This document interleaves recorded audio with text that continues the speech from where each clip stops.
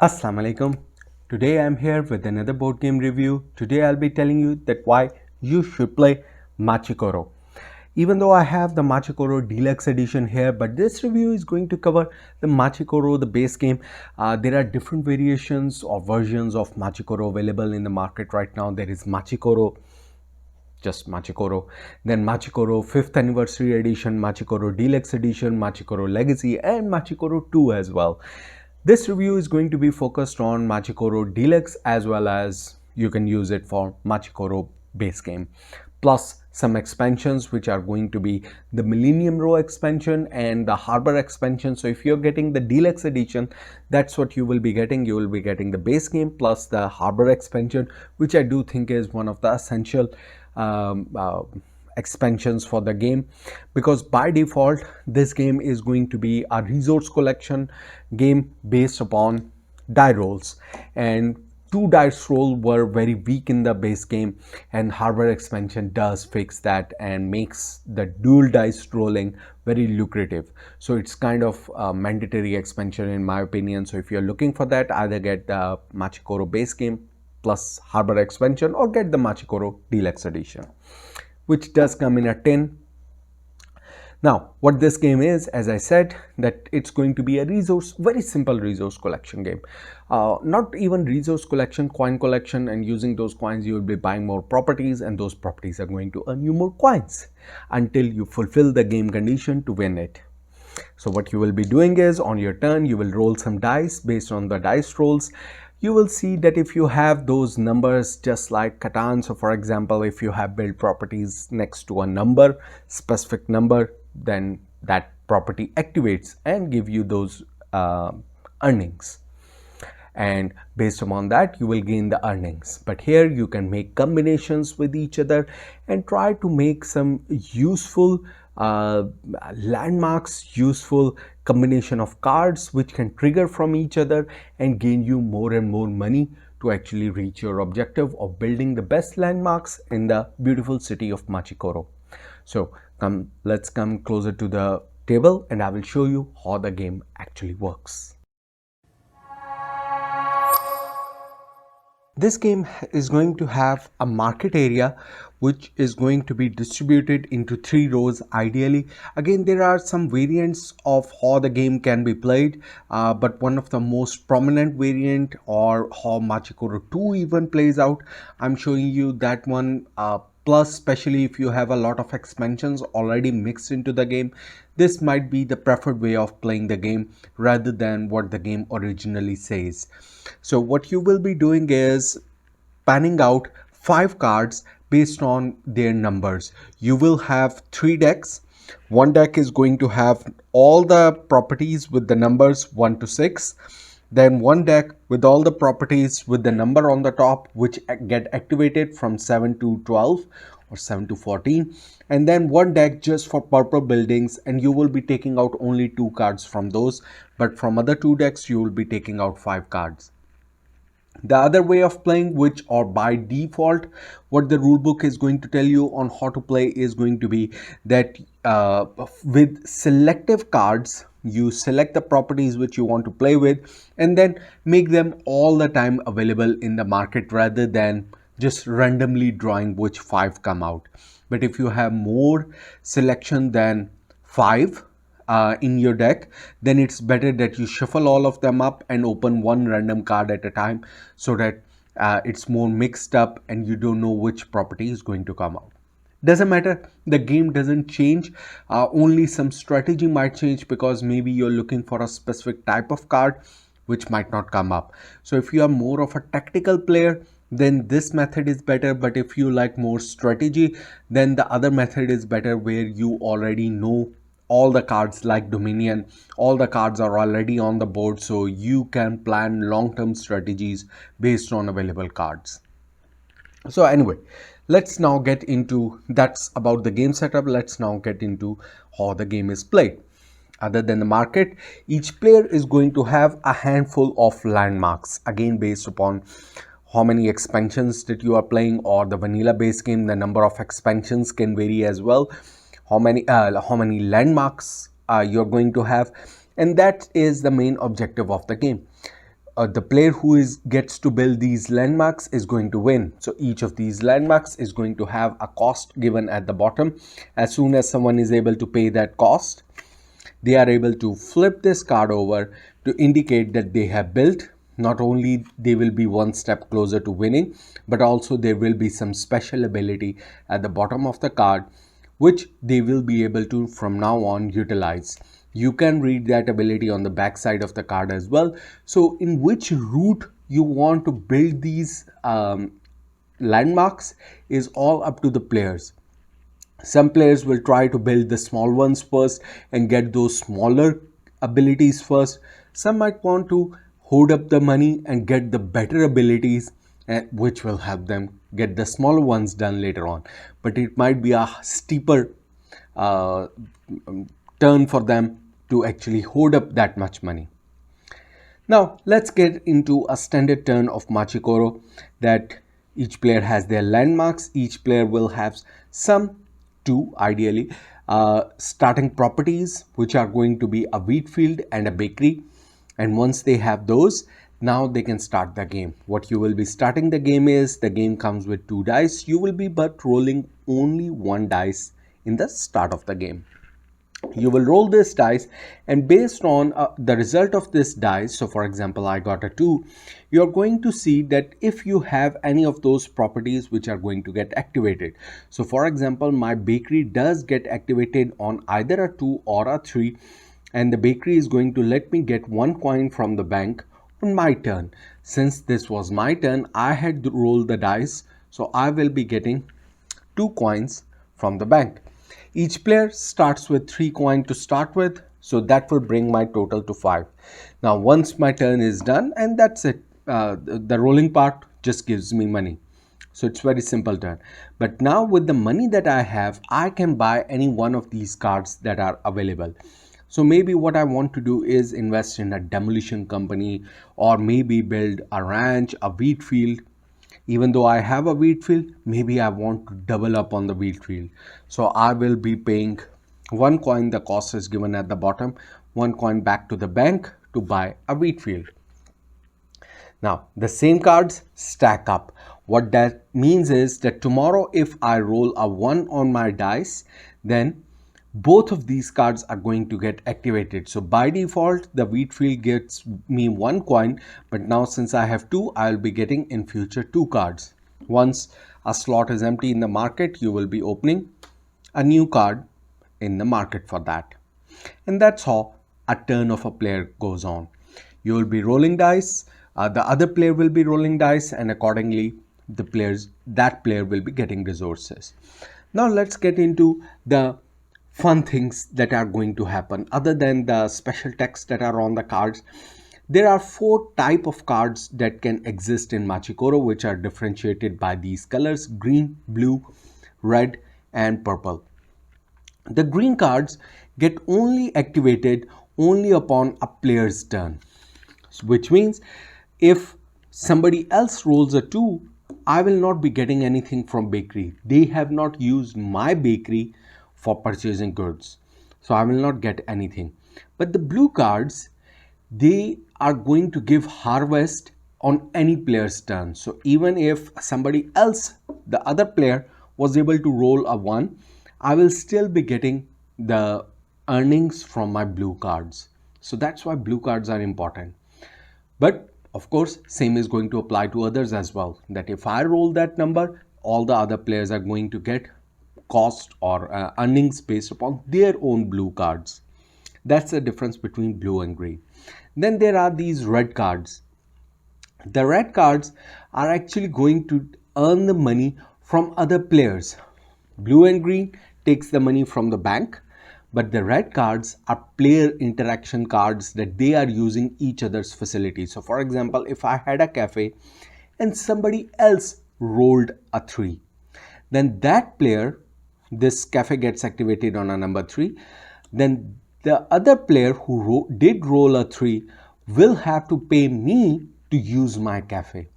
So I don't earn, if I'm rolling a 3, I don't get anything, but the other player, if he rolls a 3, then they are going to pay me for my using my cafe facilities. They came they took a hot cup of coffee, and that's how the red card gets activated. So it can be used strategically as well, and I will come to that in just a moment. Then the last color is the purple. So purple is a slight variation of the red. These cards are a mix of green color and red color. That's what purple is. And how they are going to activate is they are only going to activate it on your turn, but based upon the action of this card, other players are going to get impacted. So for example, a stadium get 2 coins from all the players on your turn. So you will be taxing all the other players rather than the bank. But these purple cards have also a limitation that there are certain purple cards that go under renovation. So you can, there is a renovation token in the game. So they activate only once per 2 turns, per 2 dice rolls that you activate them, because they are really powerful. Anyway, that's how this all the different colors of the cards work.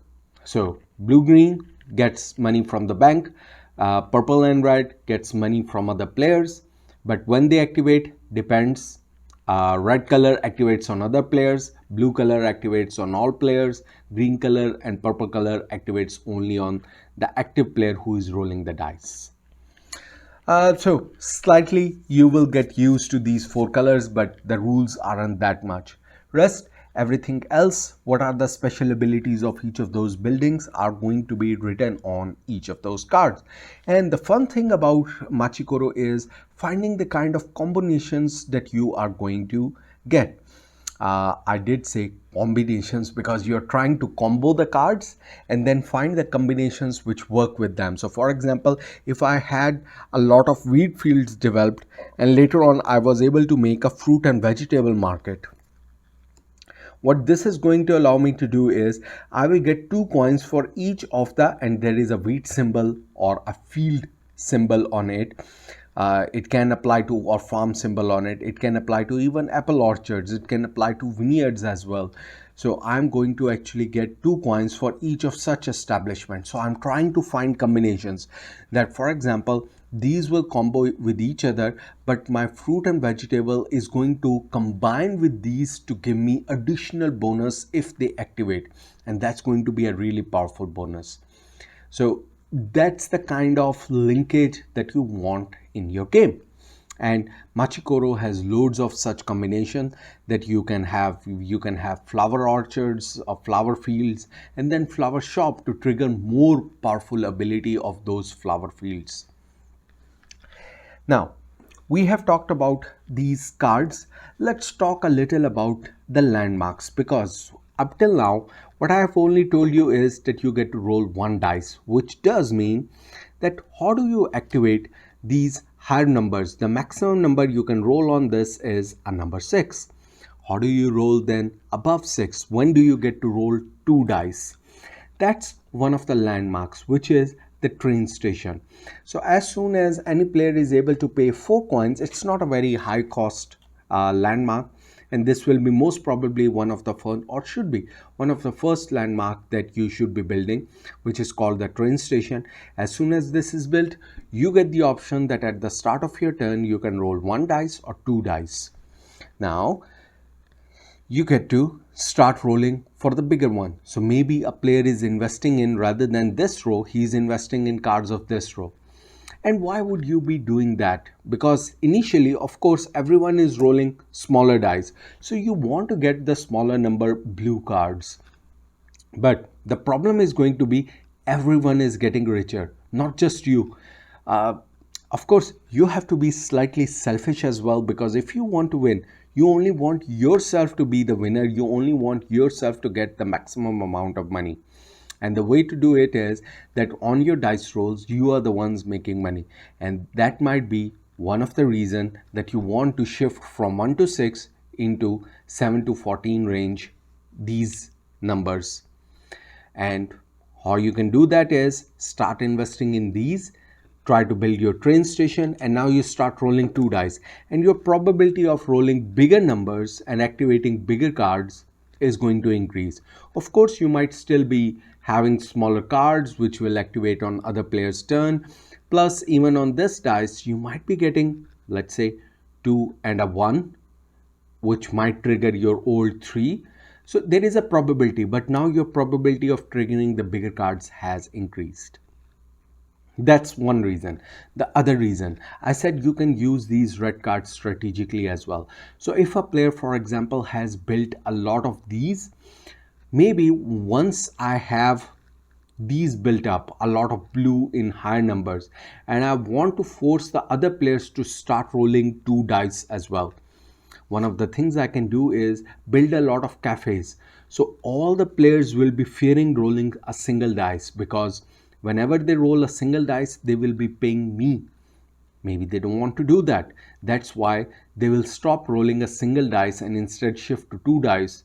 And then I'll be earning more because I invested in a lot of properties already upfront in 2. So that can be a strategy as well.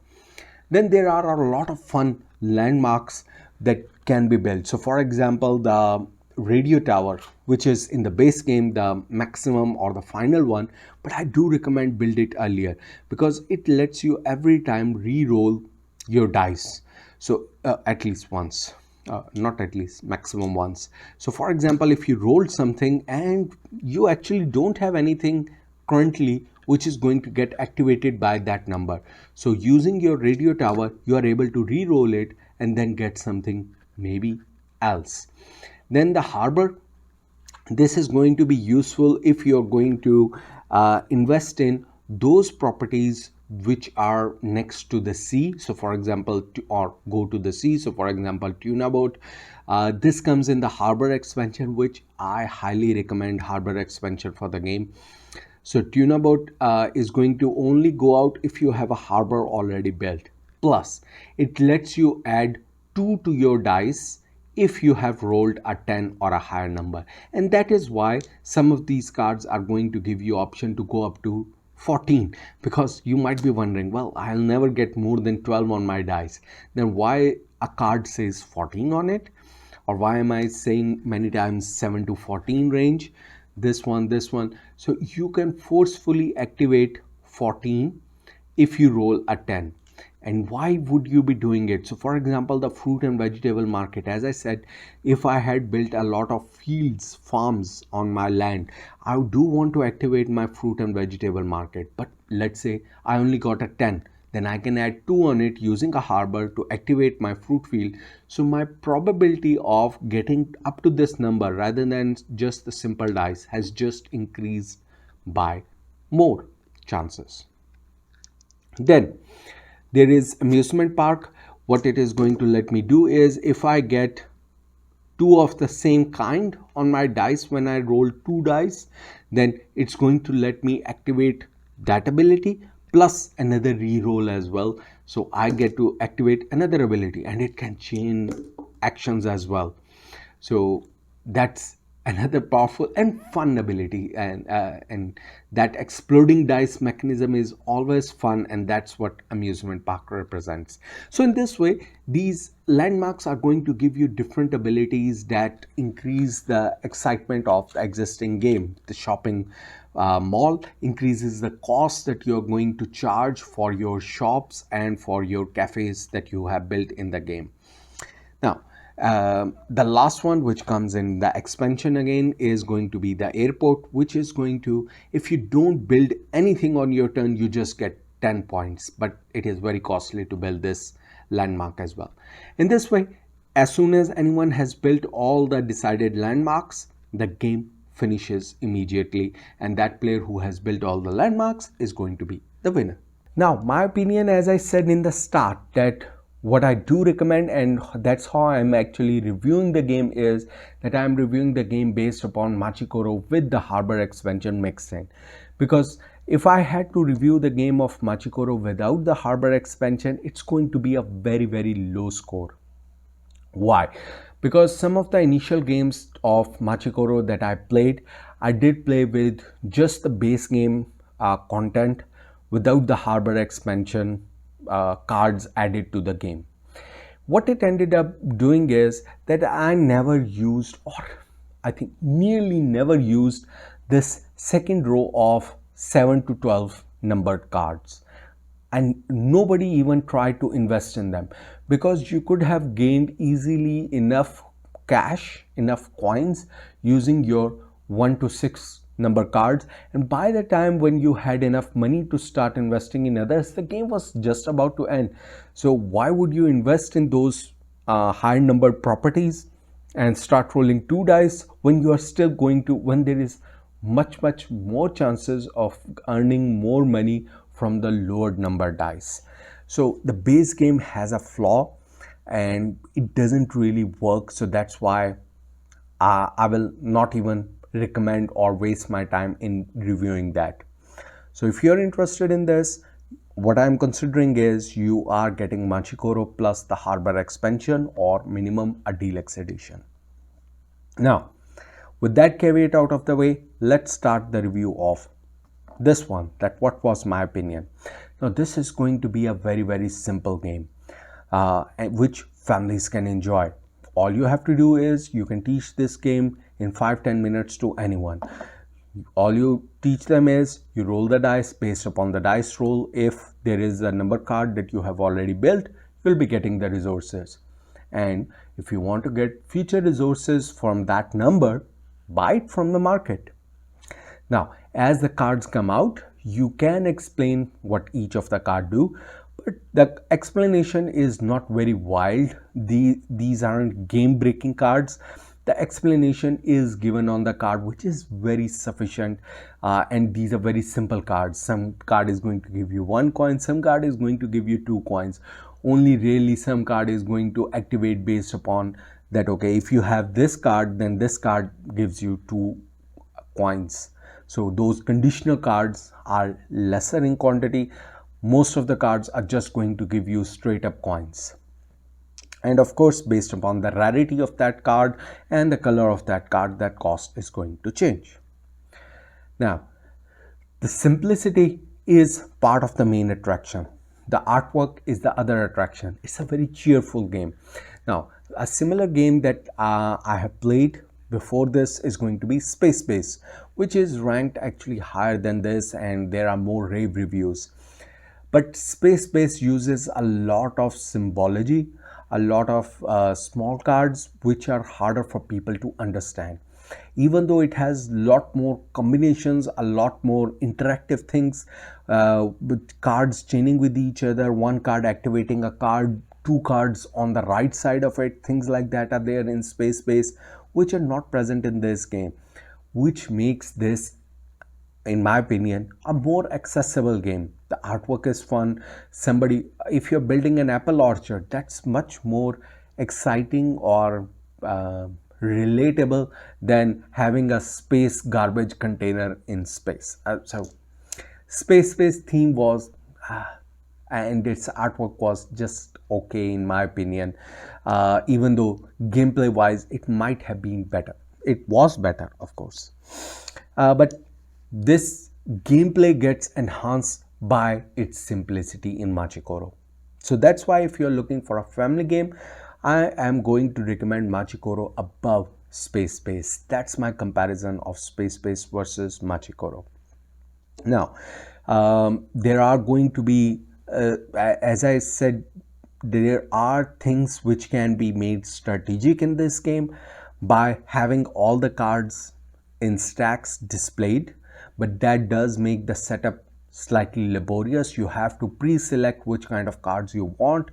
You want to have nearly all kind of numbers represented. For example, if you don't have any card which gets triggered on number 5, of course that's going to be a problem.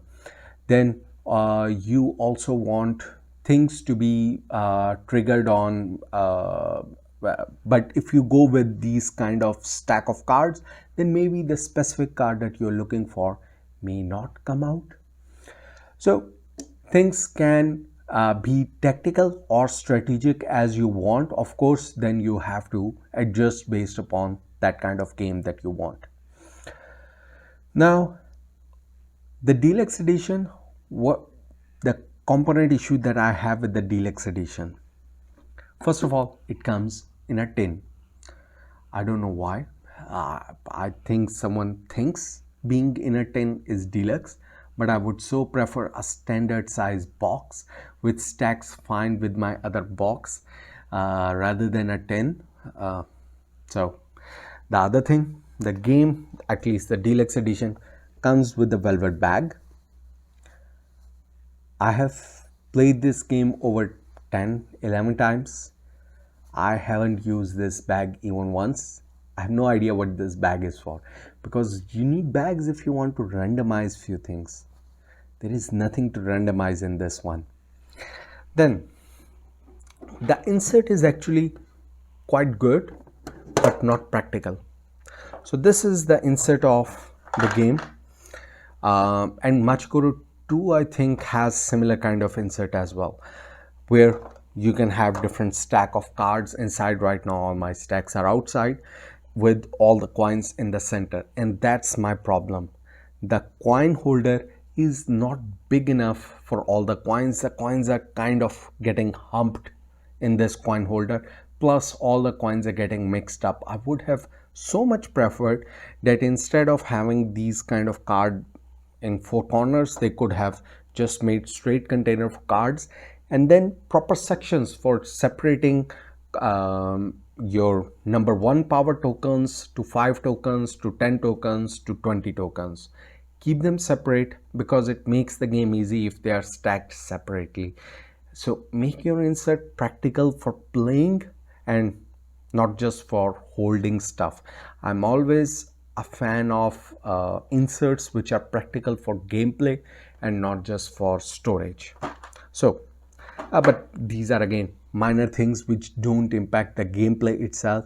The gameplay, as I said, is fun, it's simple, it's lightweight. So if you are looking for something which is going to be not heavy on the mental side but still adds or gives enough strategic depth, then of course Machi Koro is going to be an ideal choice for your family. So that's it. From my opinion, a recommended game, in my opinion, Machi Koro, whether you go for normal mode with Deluxe, Harbor expansion or the Deluxe edition. That's it for me. Happy gaming.